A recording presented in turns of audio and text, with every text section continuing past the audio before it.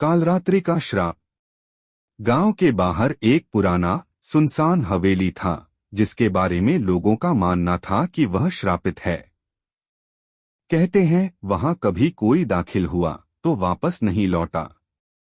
गांव के बूढ़े लोग हवेली से जुड़ी भयानक कहानियां सुनाते थे, लेकिन किसी ने उस पर ध्यान नहीं दिया।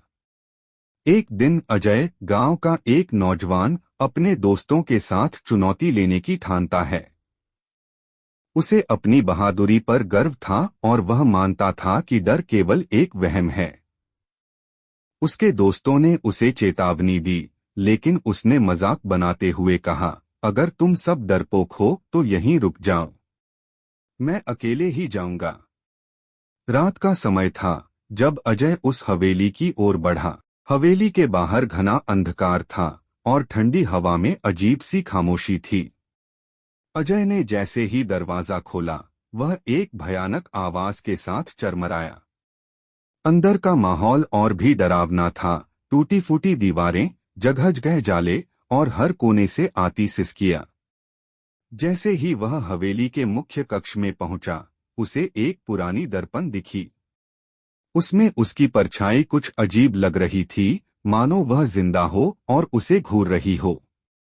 तभी अचानक हवेली के दरवाजे जोर से बंद हो गए और हवेली में भयानक ठंड फैल गई। अजय का दिल जोरों से धड़कने लगा, लेकिन उसने खुद को शांत रखने की कोशिश की। उसे दूर से किसी औरत की चीख सुनाई दी। उसने आवाज का पीछा किया और एक कमरे में पहुंचा। वहां एक काला घूंघट ओढ़े औरत बैठी थी, उसका चेहरा ढका हुआ था। कौन हो तुम? अजय ने साहस जुटाकर पूछा। औरत ने धीरे धीरे अपना चेहरा उठाया। उसकी आंखें गहरी काली थीं और उसका चेहरा भयानक रूप से विकृत था। तुमने मुझे जगा दिया, औरत ने एक धीमी ठंडी आवाज में कहा।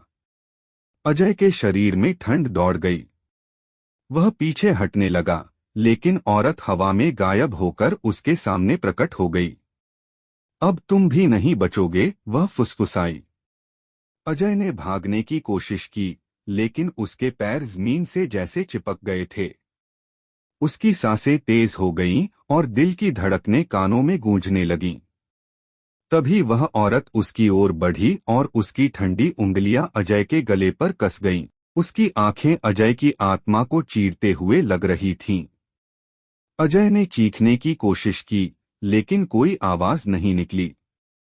आखिरी बार अजय ने हवेली के दरवाजे की ओर देखा, लेकिन अब उसके पास बचने का कोई रास्ता नहीं था। उस रात अजय भी हवेली का हिस्सा बन गया, ठीक वैसे ही जैसे उससे पहले के लोग। सुबह गांव के लोग जब अजय की खोज में गए, तो उन्हें हवेली के बाहर केवल उसकी चप्पलें मिली। हवेली के भीतर जाने की किसी की हिम्मत नहीं हुई। लोग समझ गए कि अजय भी कालरात्रि का श्राप बन चुका है। आज भी हवेली में रात के समय अजय की चीखें सुनाई देती हैं, और कोई भी उस हवेली के पास जाने की हिम्मत नहीं करता।